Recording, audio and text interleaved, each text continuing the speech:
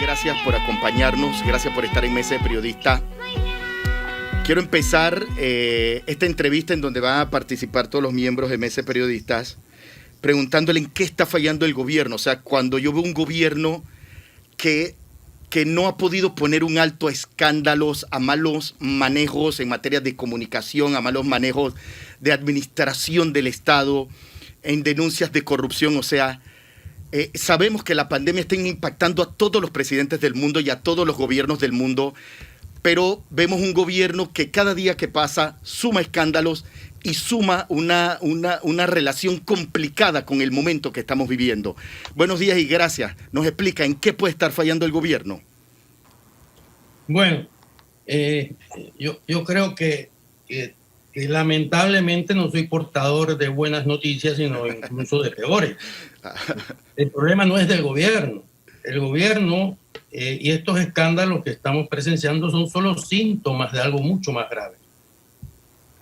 Son síntomas de la descomposición del régimen político que está establecido en la Constitución y que ya ha dejado de cumplir hace ya como mínimo 10, 15 años, 10 años diría yo, ha dejado de cumplir las funciones para las cuales fue creado, ¿verdad?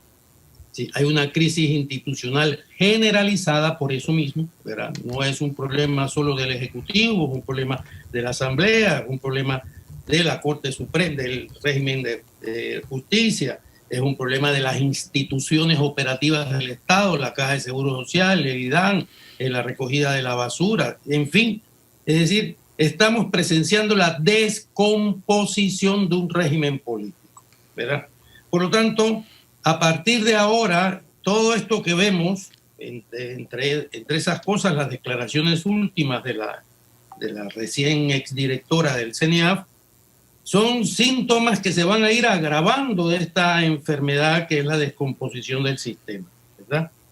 Y por eso digo que son síntomas de una enfermedad mucho más grave y que si no la atendemos vamos a pagar las consecuencias, porque no veo yo que se tome ninguna medida, digamos, para sustituir un régimen político obsoleto, inoperante, ¿verdad? Y que, por lo tanto, lo único que genera son estas situaciones que cada día se irán agravando más. Sí, de verdad, un viernes empezando la mañana, empezando el fin de semana, no es portador de buenas noticias. Sabrina Bacal, sé que tienes preguntas. Sí. A mí lo que me preocupa cuando se hacen análisis tan amplios, y no digo que me preocupa, es que las soluciones también son muy amplias. Y a mí me parece que la situación del país es suficientemente crítica para que nos pongamos tan teóricos y que nos pongamos tan, digamos, aspirar tanto a, en esta situación, refundar el Estado con una constituyente. ¿Cuál es para usted la salida? Porque yo siento que, y esa es mi opinión particular, que el país se está desmoronando tan rápido y el gobierno está perdiendo credibilidad a pasos tan agigantados y la situación económica y social es tan deplorable que Panamá es una bomba de tiempo y una bomba de tiempo no da tiempo para una constituyente. Bueno, le voy a poner tiene usted razón, efectivamente, eso es así. Al respecto voy a decirle dos cosas. La primera es que sí, la situación, la descomposición del sistema y por lo tanto del gobierno es muy rápida, es muy grave, no nos augura ninguna mejora, sino empeoramiento del paciente, ¿verdad? Y normalmente decimos hemos llegado a fondo y hay que tomar alguna decisión. Cuando se llega ahí, lamento también traer nuevas malas noticias, pienso siempre en Haití. No hay fondo, no hay fondo. El país puede seguir en este proceso largos años con gravísimas consecuencias para la sociedad y la prueba de ello está en Haití. Es decir, Haití lleva décadas en una situación de crisis permanente, cada vez peor, socialmente, económicamente, políticamente. No hay fondo. Por lo tanto, por más que tengamos prisa en resolver el problema, si no se dan las condiciones para ello, no lo vamos a poder resolver tan fácilmente. Le pongo otro ejemplo, para no ser pesimista nada más. España. La crisis de la dictadura franquista fue una crisis de descomposición, efectivamente. Hubo un levantamiento no armado, ni mucho menos, pero hubo una ruptura de la sociedad con la dictadura. Una ruptura de la sociedad con la dictadura. El sindicato más importante de España entonces era el sindicato del Partido Comunista, bajo la clandestinidad, y era un sindicato capaz de poner 100.000 personas en la calle, por ejemplo. El Partido Comunista era un partido poderosísimo, el segundo partido más poderoso de Europa, en la clandestinidad. La ruptura de los sectores que apoyaban a la dictadura, sectores con ciertos visos democráticos, fue evidente. ¿Qué pasó? Ellos encontraron una salida. Hubo un acuerdo de todas esas fuerzas, para ir a una constituyente, es decir, para dotarse de un nuevo régimen político. Nos gustará o no, podremos estar de acuerdo con el nuevo régimen, pero yo lo que señalo es que es posible, siempre y cuando haya un acuerdo viable. El Partido Comunista en España fue legalizado de inmediato, el Partido Socialista fue legalizado después de 40 años de estar en la clandestinidad, después de miles de muertos de esos partidos, fusilados, y se llegó a un acuerdo porque no hay fondo, o se detiene mediante un mecanismo extraordinario como que puede ser ese, pero entonces tenemos que dar muestras de querer llegar a eso. Por ejemplo, le pongo un ejemplo de malas noticias. No hay ejemplo si observamos el supuesto diálogo de la Caja de Seguro Social. Si eso van a ser los acuerdos, pues estamos perdidos. Si los acuerdos van a ser el diálogo cerrando brechas del Bicentenario, estamos perdidos. La gente ha ido a la plataforma Ágora a poner quejas. ¿Qué es lo que van a averiguar? ¿Que falta agua? Hombre, si nada más hay que ir a las manifestaciones y las protestas y los cierres de calles por la falta de agua, no hay que hacer una plataforma Ágora para saber eso. Que el problema de la educación está muy mal, pero sí, por supuesto, si todo eso lo sabe todo el país. Ágora no nos aporta absolutamente nada nuevo. Si esos son los mecanismos, estamos en una situación muy, extremadamente preocupante. Doctor Ritter. José Eugenio, cuando escucho de que esto es una crisis general del sistema, esto nos lleva a conclusiones un poco difíciles de aceptar. Por ejemplo, y es que cualquiera hubiera sido el resultado de las elecciones o cualquiera sea el resultado de las próximas elecciones, el resultado va a ser las consecuencias van a ser las mismas, porque lo que está deteriorado es el sistema. Yo creo que también al lado del deterioro del sistema caben algunas responsabilidades individuales de las personas que personas que están ejerciendo el poder. Es que me da la impresión de que cuando nos quedamos en el aire o nos quedamos en la superficie de que el sistema está deteriorado, entonces casi que no va a haber diferencia de qué podamos hacer. Si la asamblea que elijamos es más o menos corrupta que esta, pues da igual porque el sistema está dañado. O el ejecutivo que elijamos, pues da igual porque el sistema es el que está dañado. ¿Cuál es hay una responsabilidad, me parece, de los individuos que ejercen el poder o que aspiran a ejercerlo en esta coyuntura tan difícil, ¿no? Totalmente de acuerdo. El papel del individuo en esta situación es crucial, es importantísimo. Suárez lo fue en España, o sea, él jugó un rol sin el cual no podríamos entender la instauración de la democracia. En el caso de Panamá, volviendo aquí, claro que se juega un papel importante el individuo. Claro que puede haber situaciones diferentes en función de quién gobierna y qué política utiliza el que gobierna. Pero pensemos un momento. ¿Qué va a cambiar en las nuevas elecciones para que salga una asamblea diferente de la que tenemos? 2 diputados más rebeldes. Señores, va a venir, se va a reproducir la asamblea que tenemos y por lo tanto se van a reproducir los vicios y carencias y falencias de la asamblea que tenemos.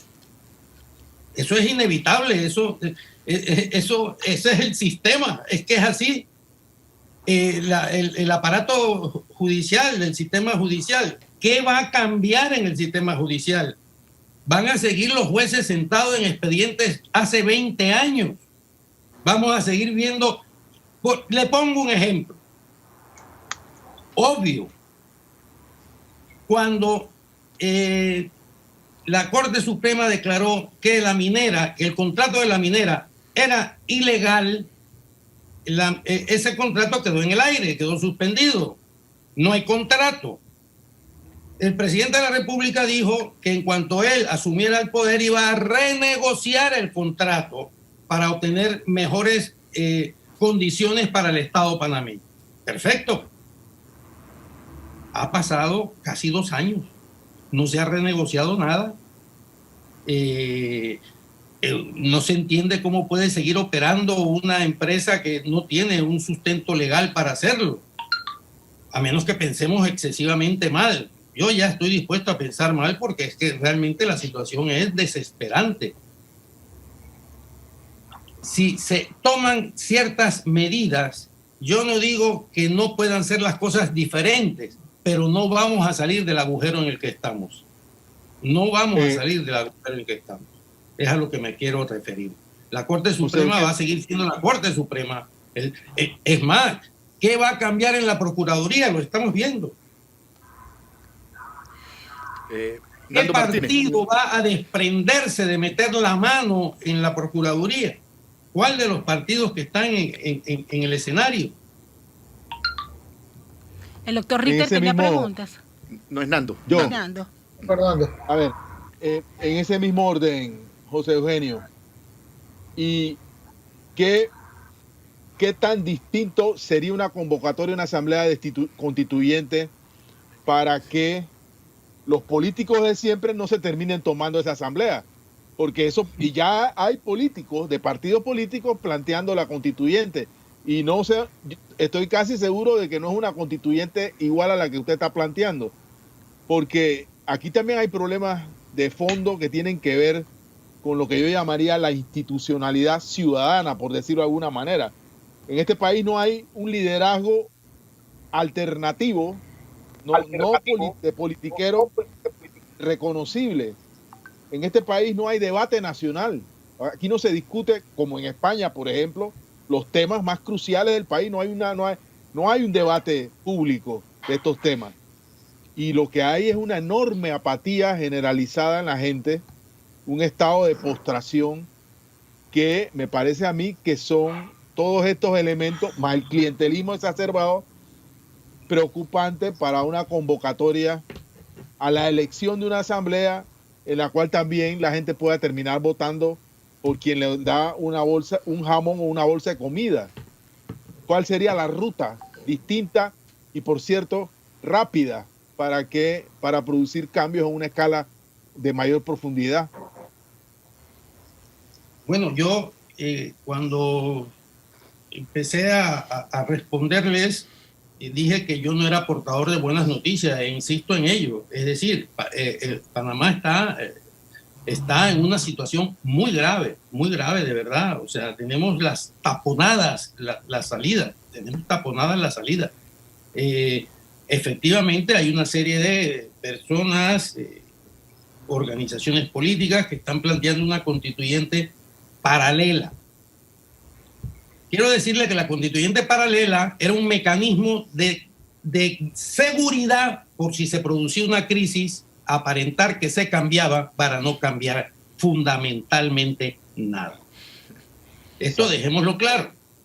Es más, esa asamblea constituyente paralela, si se convoca hoy o mañana o el año que viene, va a reproducir la misma correlación de fuerza que tenemos hoy. Es decir, va a estar en su amplia mayoría representados ahí los diputados similares a los que tenemos hoy. Por lo tanto, esa asamblea constituyente paralela, además de no poder cambiar los términos de los funcionarios, ¿verdad? Imagínese usted, por ejemplo, hay 3 nuevos magistrados que tienen 10 años, entiendo, el doctor Richter me corrija, para que se aplique a esos magistrados o a los que los vayan a sustituir las nuevas normas que apruebe esa asamblea constituyente paralela de estos mismos diputados, porque va a ser así. Es que este es el problema en que estamos. Van a tener que pasar 10 años, porque esos son los términos de algunos de los magistrados. Estamos metidos en un gravísimo problema y por eso es que todo lo que ocurra va a ser peor.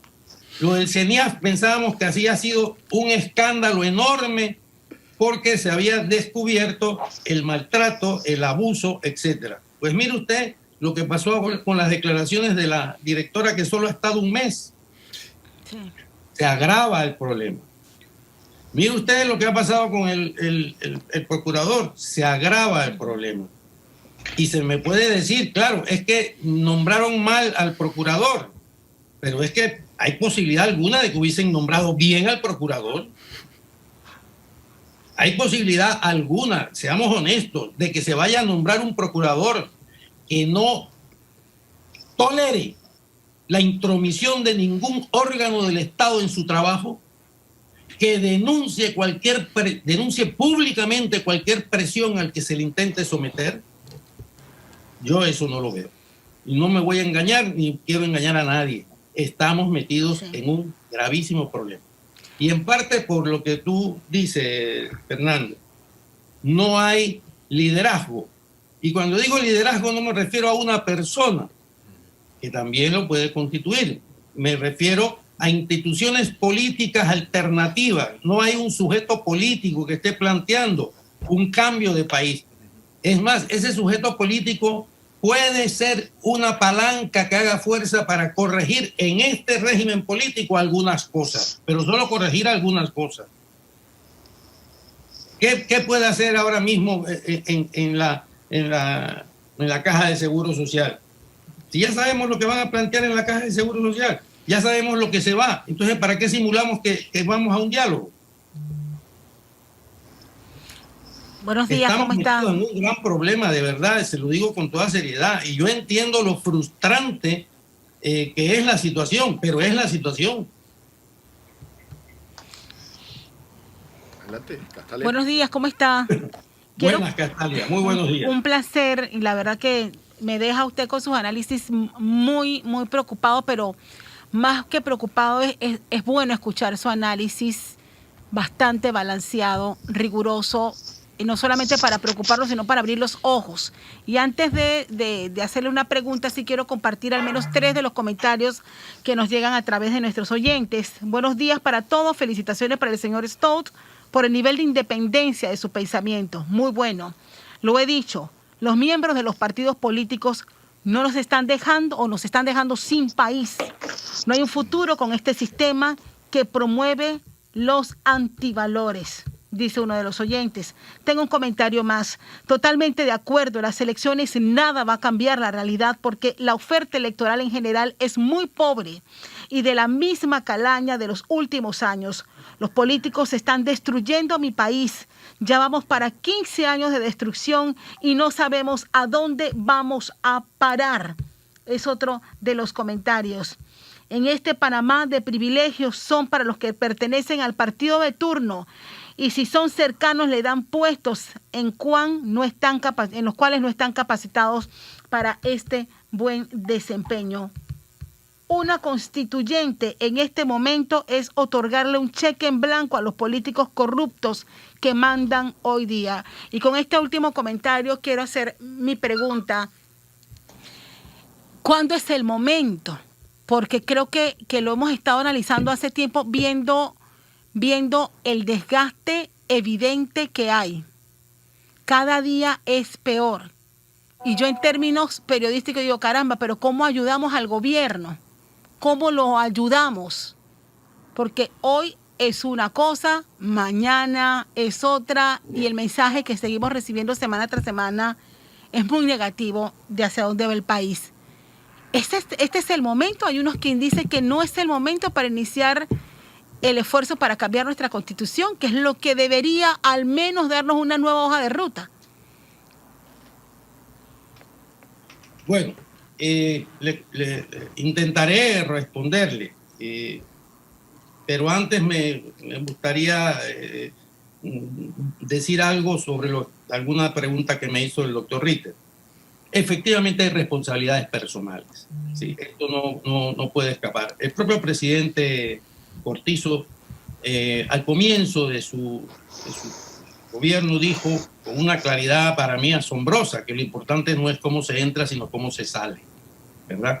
Es decir, lo que pienso que quería decir, al menos yo lo interpreto así, es que al salir es cuando se evalúan las responsabilidades cumplidas o incumplidas de un dirigente político, de quien tuvo en su mano la posibilidad, ya no digo de cambiar el país, pero sí de mejorarlo, ¿verdad? Y hasta este momento, la verdad, no se ve esa voluntad, no la hay, y por lo tanto sí que hay responsabilidades muy graves porque los errores que se cometan se están cometiendo en medio de una pandemia, en medio de 6.000 muertos, en medio de la crisis más grave de la historia republicana. Por lo tanto, esos errores se magnifican en esta coyuntura, ¿verdad? No puede ser, por ejemplo, no puede ser que cuando hay centenares, por no hablar de un par de millones de ciudadanos pasando penurias gravísimas, viendo a ver cómo sobreviven día tras día, haya gente jubilándose con $10,000 mensuales, que haya todavía centenares de asesores de $5,000 y $7,000 mensuales, que haya diputados que no se han rebajado un solo centavo de los 7,000 mensuales que entre una cosa y otra cobran, más los 20,000 que individualmente se les otorga para supuestos nombramientos. Esto es de una indolencia terrible. Eso nos da la medida del hueco en el que estamos. ¿Cuál es el momento para llamar a una constituyente? El momento será, y lo digo también con la misma sinceridad y honestidad con la que intento dentro de mi comprensión responder a las preguntas, las inteligentísimas preguntas que se me están haciendo, el momento será en el momento en que existan los dirigentes dispuestos a llamar. Por ejemplo, el rechazo del año pasado de la reforma constitucional, se les advirtió que eso no iba para ninguna parte. Se les advirtió que será un parche inaceptable para la ciudadanía. Se les advirtió que la Asamblea iba a aprovechar eso para incluso agregarse a sí misma más privilegios. Todo eso se les advirtió y no se quisieron hacer caso. No les interesó. Ahí está el fracaso. Eso tiene responsables, evidentemente. Los responsables son quienes asumieron esa situación, ¿verdad?, de forma totalmente irresponsable. Porque frustraron al país, una vez más.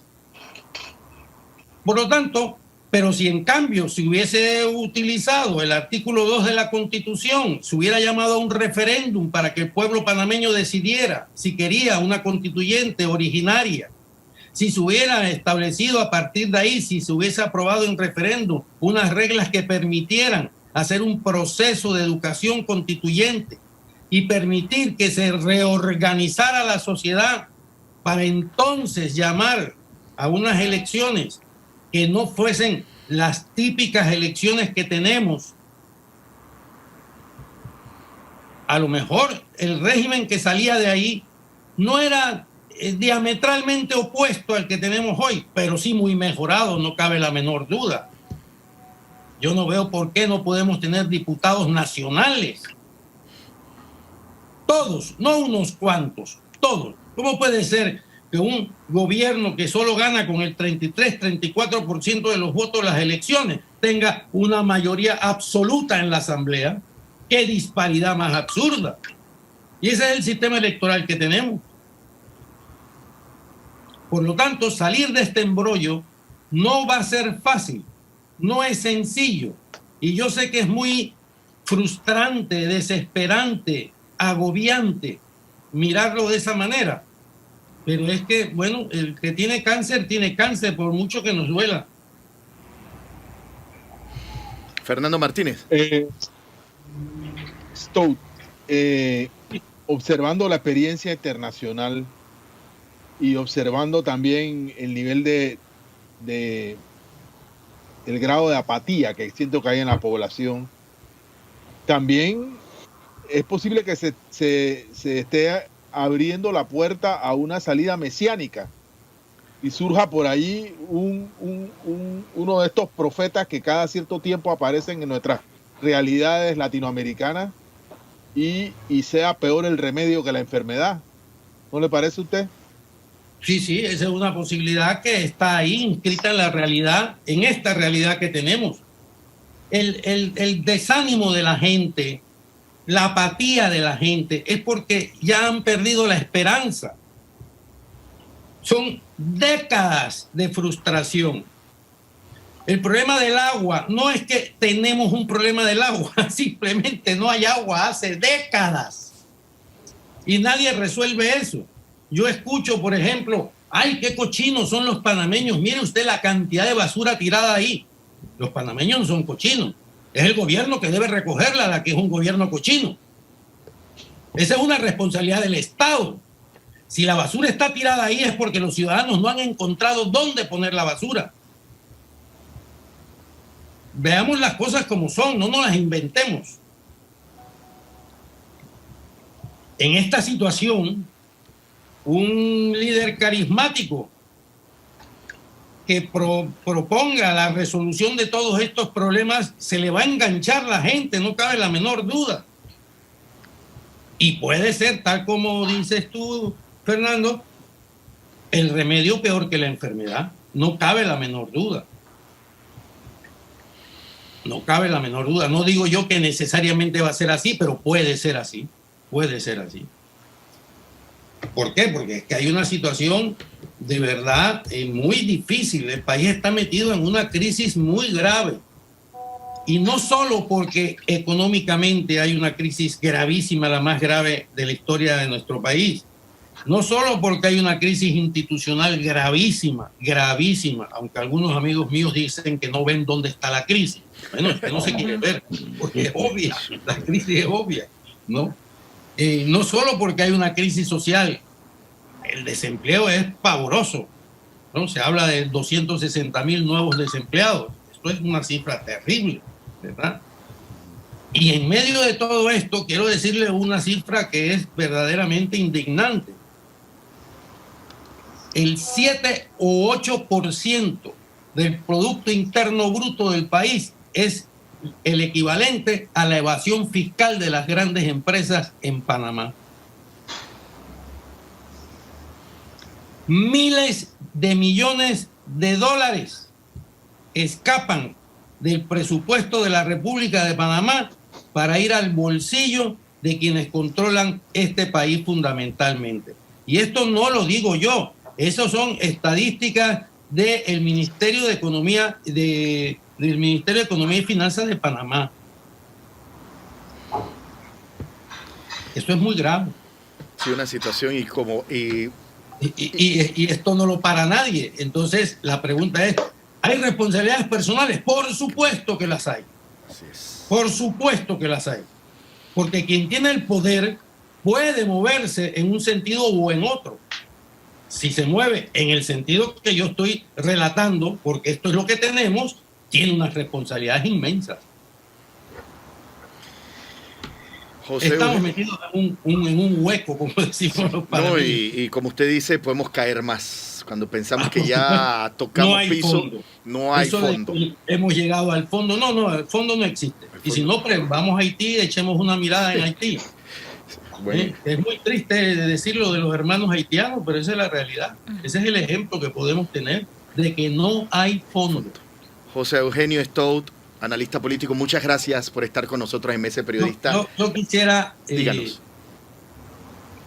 antes de despedirme, presentarle mis disculpas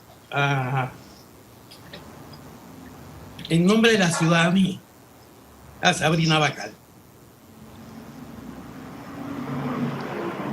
Es tan grave la situación en la que se encuentra el país que por ser ella una, como ustedes y tantos otros, periodista independiente, está siendo atacada de una manera que no refleja lo que somos los panameños. Eso refleja a un pequeño grupo que precisamente son responsables de cómo se encuentra el país.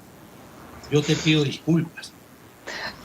Gracias, no tienes que pedirme disculpas, no es la primera vez, pero me siento muy halagada con tus disculpas.